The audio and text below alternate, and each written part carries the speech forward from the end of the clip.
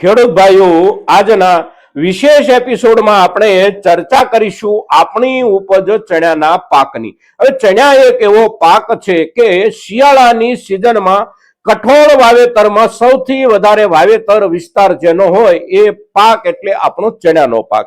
ચણાનો પાક આ વર્ષમાં કેટલો હોય છે, આપણા સમગ્ર દેશમાં વાવેતર કેટલું થયું છે, આ આંકડો ગયા વર્ષની સરખામણીએ આ વર્ષમાં ખૂબ મોટા ફેરફાર સાથે વાવેતરના આંકડાઓ સરકાર તરફથી જાહેર થયા છે. સાથે સાથે ચણાની ઉપજ આ વર્ષે કેટલી મળે, આપણી વપરાશ કેટલી, અને આપણી ઉપજ આપણી વપરાશ એની સાથે સાથે જોડાઈ જતા અગત્યના મુદ્દાઓ એટલે સરકારની ચણા અને ચણા સંબંધિત કોઈ પણ કઠોળ વર્ગના પાકની આયાત અને નિકાસની જે કાંઈ પોલિસીઓ, સરકારની જે કાંઈ નીતિઓ હોય એની અસર આપણી આ સિઝનની ચણાની નવી પાકીને આવનારી ઉપજની બજાર સ્થિતિ પર કેવી અસર કરી શકે, આ મુદ્દાની આજની આપણી જે ચર્ચા છે એ ચર્ચા આપણા દરેક ખેડૂતો માટે ખૂબ અગત્યની છે અને તેથી આપ સૌ દર્શક મિત્રો આ ચર્ચામાં અવશ્ય બન્યા રહેજો. નમસ્કાર ખેડૂત મિત્રો, જય કિસાન, જય ભારત.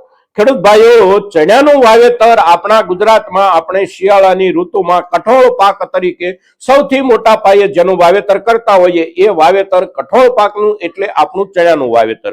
હવે ચણાના વાવેતરના વિસ્તારનો જે કાંઈ આંકડો કેન્દ્ર સરકાર તરફથી આવવાનો હોય સમગ્ર દેશનો, એ આંકડો લગભગ આવી ચૂક્યો છે. હવે ચણાના પાકમાં કોઈ પણ પ્રકારનો વિસ્તાર વધારો થવાની સંભાવના નથી, કારણ કે ચણાના વાવેતરનો સમય પૂરો થઈ ગયો છે. હવે જે વાવેતરનો આંકડો આવ્યો છે એ આંકડો આવનારી સિઝન માટે અગત્યનો છે, પણ આવનારી સિઝનની જે કાંઈ ચર્ચા આપણે કરવી હોય એ ચર્ચા કરતા પહેલા વર્તમાન બજાર ભાવની સ્થિતિ શું છે એના પર આપણે એક નજર સામાન્ય રૂપમાં અવશ્ય નાખવાની રહેતી હોય છે. તેથી આપણો સમગ્ર દેશનો વાવેતર વિસ્તાર, ઉત્પાદનની શક્યતાઓ અને આયાત નિકાસના આંકડાઓ, આ બધી જ વિગતો આપણે પાછળથી જોઈએ. સૌથી પહેલા વર્તમાન બજાર ભાવ પર એક નજર નાખીએ તો આજે તારીખ છે 25 ડિસેમ્બર 2025 અને વાર છે ગુરુવાર.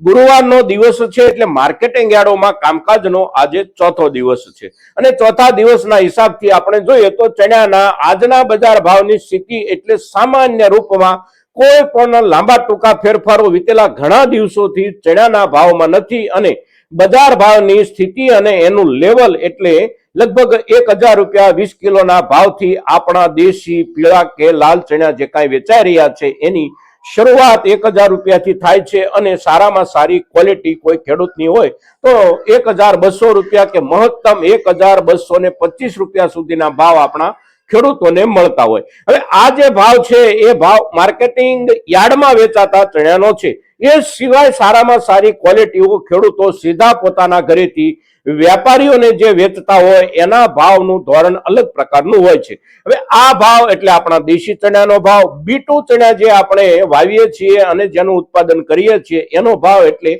આપણા દેશી ચણા કરતા લગભગ 100 રૂપિયાથી લઈને 150 રૂપિયા કે સારી ક્વોલિટી હોય તો 200 રૂપિયા સુધી એનો ભાવ આપણને ઠીક ઠીક મળતો હોય છે વધારાના રૂપમાં. સાથે સાથે આપણે છોલે ચણા જે છે એની વાત કરીએ તો છોલે ચણાનો વર્તમાન બજાર ભાવ એટલે લગભગ 1500 રૂપિયાથી લઈ અને 2000 રૂપિયા સુધી સારી ક્વોલિટી છોલે ચણાની વેચાતી હોય છે અને ખૂબ સારી ક્વોલિટી અને સારી રીતે સાચવેલો હોય પાક અત્યાર સુધી તો એનો ભાવ એનાથી પણ વિશેષ રૂપમાં મળતો હોય છે.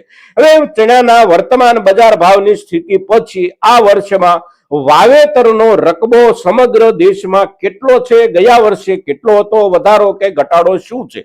વાવેતર વિસ્તારમાં વધારો થયો છે અને વધારો લગભગ 5.5% લઈને 6% જેટલો વાવેતર વિસ્તારમાં વધારો થયો છે. ગયા વર્ષે વર્ષ 2024માં ચણાનું વાવેતર આપણા દેશમાં 87 લાખ હેક્ટર સામે આ વર્ષનો વાવેતર વિસ્તારનો સરકારી આંકડો છે 92 લાખ હેક્ટરનો.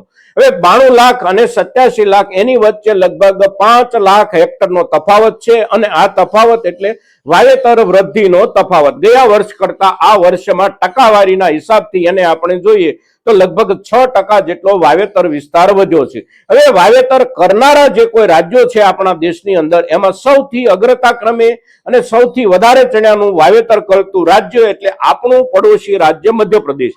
ત્યાર પછી બીજા ક્રમે મહારાષ્ટ્ર, ત્રીજા ક્રમે ઉત્તર પ્રદેશ અને પછી આપણે ગુજરાત, રાજસ્થાન, કર્ણાટક, આંધ્ર, તેલંગાણા, હરિયાણા આ બધા રાજ્યો આપણે ત્યાર પછીના ક્રમમાં આવતા હોઈએ છીએ અને આપણા બધા રાજ્યોમાં થોડા ઘણા ફેરફાર સાથે વાવેતરમાં વૃદ્ધિ બનતી હોય છે. આ જે આંકડાઓ છે એ આંકડાઓ કેન્દ્ર સરકારે આપેલા છે અને કેન્દ્ર સરકારના આંકડાઓ જ્યારે છે ત્યારે રાજ્ય વાઇઝ પર્ટિક્યુલર આંકડાઓ નથી, સમગ્ર રાષ્ટ્રનું જે કાંઈ ચિત્ર છે એ ચિત્રના હિસાબથી આંકડાઓ આ પ્રમાણે વાવેતરના છે. હવે આટલું વાવેતર છે તો વાવેતરના આધારે ઉત્પાદનના અંદાજો અને ઉત્પાદનના અંદાજોના આંકડાઓ કેવા આવી રહ્યા છે.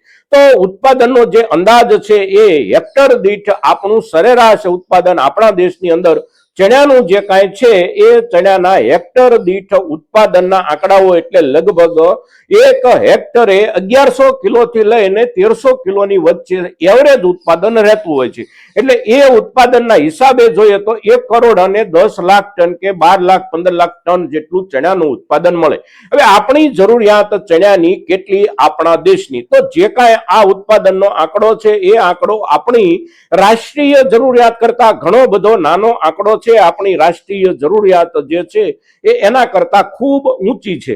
પણ પરિસ્થિતિ એવી થાય છે દર વર્ષે કે આપણે ચણા પકવા આપણા દેશની પોતાની વપરાશમાં મોટામાં મોટી ઘટ છે તો આપણા દેશમાં દુનિયાના મોટા ભાગના દેશોમાંથી ચણાની આયાત નિરંતર થતી રહે છે. હવે ચણાની આયાત જે કાંઈ થાય છે એ સીધી ચણાની જ્યાં વપરાશ થતી હોય ત્યાં ચણાની આયાતી ચણાનો ઉપયોગ થાય અને આયાતી ચણા વપરાય.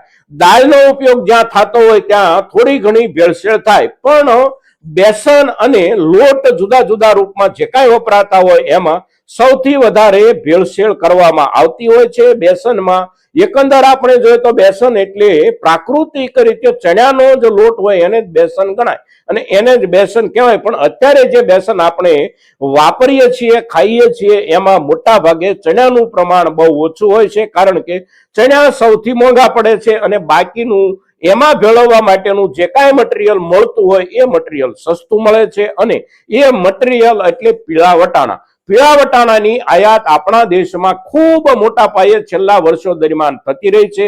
આ વર્ષે પણ આયાત હજી શરૂ છે અને આગામી વર્ષમાં પણ આયાત શરૂ રહે છે.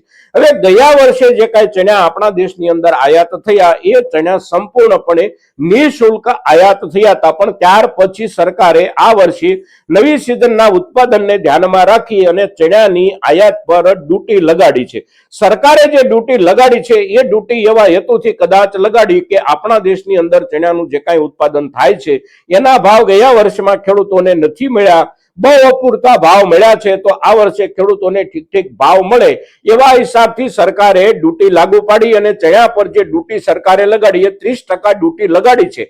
હવે એ ડ્યુટી લાગ્યા પછી આપણને જે ચણાના ભાવમાં સુધારો મળવો જોઈએ એ સુધારો ન મળ્યો. ન મળવાનું કારણ બહુ સમજવા જેવું છે, કારણ કે આપણા દેશની અંદર જે ચણા આપણે આયાત કરીએ છીએ એ ચણામાંથી મોટા ભાગનો હિસ્સો આપણે ઓસ્ટ્રેલિયાથી આયાત થાય છે અને બીજા ક્રમે કેટલાક આફ્રિકન દેશોમાંથી આપણે ત્યાં ચણાની આયાત થાય છે.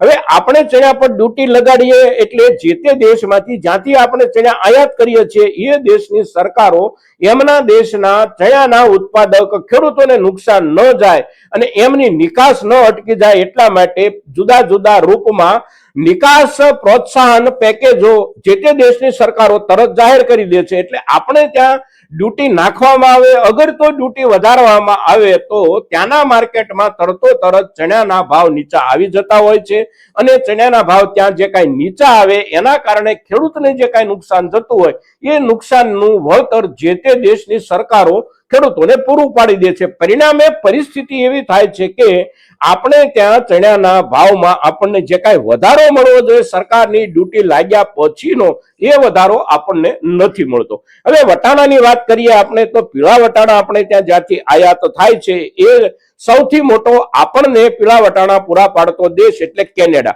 કેનેડા તરફથી આપણને જે કાંઈ પીળા વટાણા પૂરા પાડવામાં આવે છે એના ઉપર આપણે ત્યાં જ્યારે સરકારોએ ડ્યુટી લગાડી ત્યારે કેનેડાએ પણ એમને ત્યાં વટાણા ઉત્પાદક ખેડૂતોને નિકાસ પ્રોત્સાહક તરીકે તરત વળતરની જાહેરાતો કરે અને એના કારણે એમને ત્યાં બજારમાં વટાણાના ભાવ નીચા જતા રહે, આખરે આપણે ત્યાં વટાણા જે કાંઈ આયાતી વટાણા આવે છે એ વટાણા ચણામાં, બેસનમાં કે દાળમાં ભેળવવા માટે એટલા બધા સસ્તા વેચાતા હોય છે કે આપણા સ્થાનિક ચણાના બજાર ભાવમાં આપણને જે કાંઈ સુધારો મળવો જોઈએ એ સુધારો વીતેલા વર્ષો દરમિયાન નથી મળી શક્યો. હવે આ વર્ષમાં કેવું થઈ શકે, તો આ વર્ષે પરિસ્થિતિ અત્યારે વાવેતરના આંકડાઓના આધારે આપણે જોઈએ તો લગભગ 6% જેટલું વાવેતર જ્યારે વધ્યું છે ચણાનું, ત્યારે આપણી પોતાની ઉપજમાં પણ અવશ્ય વધારો થશે.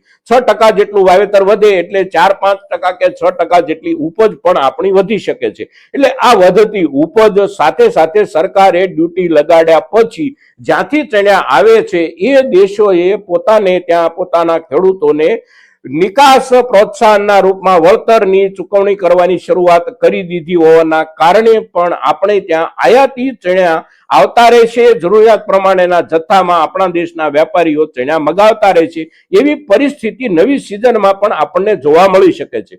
સાથે સાથે પીળા વટાણાની જે કાંઈ આયાત થઈ રહી છે એ આયાત પણ લગભગ બિલકુલ વીતેલા વર્ષોની સરખામણીએ જ શરૂ રહી શકવાની પૂરેપૂરી સંભાવનાઓ છે. એટલે આ જે કાંઈ મુદ્દાઓ છે એ દરેક મુદ્દાઓના આધારે આપણે જોઈએ, સમજીએ અને વિચારીએ તો આવતી નવી સિઝનમાં પણ આપણા ચણાના અત્યારે જે ભાવો ચાલી રહ્યા છે એ ભાવોની સરખામણીએ નવો પાક જે કાંઈ આવે એ ગુણવત્તાના હિસાબથી ખૂબ સારો આવતો હોય નવી સિઝનમાં, એટલે ગુણવત્તાના આધારે અવશ્ય આપણને ભાવમાં થોડો ઘણો સુધારો મળવાની સંભાવનાઓ અને શક્યતાઓ બનતી હોય છે. પણ આખરે લાંબા ગાળે અને એકંદર આખી સિઝન દરમિયાન આપણને ખૂબ સારા ભાવથી આપણી ઉપજ વેચાવાની આશા અપેક્ષા હોય તો આ 2-3 કારણો જે કાંઈ આપણને નડી રહ્યા છે એ કારણોને લઈને આપણી ચણા જેવી ખૂબ મહત્વની ઉપજ જે કાંઈ છે અને જેના પૂરતા ભાવ મળવાની શક્યતાઓ છે એ ઉપજ પરથી પણ આપણને પૂરતા ભાવો નથી મળી રહ્યા. પાછળના વર્ષોનો આપણો આ અનુભવ રહ્યો છે મિત્રો. તો આ વર્ષે ચણાના ઉત્પાદન, ચણાનું વાવેતર અને સરકારની આયાત નિકાસની જે કાંઈ નીતિઓ છે એ નીતિઓની જે કાંઈ અસરો થતી હોય અને અસરો ન થતી હોય, આ બધા જે કાંઈ મુદ્દાઓ છે એની આપણે જ્યારે ચર્ચા કરીએ છીએ ત્યારે આપણી આ ચર્ચા મહત્તમ ખેડૂતો સુધી પહોંચે ખૂબ જરૂરી છે મિત્રો. અને તેથી આપ સૌના તરફથી એ માટેના પ્રયાસો થશે એવી આપની પાસેથી અપેક્ષા સાથે જય કિસાન, જય ભારત.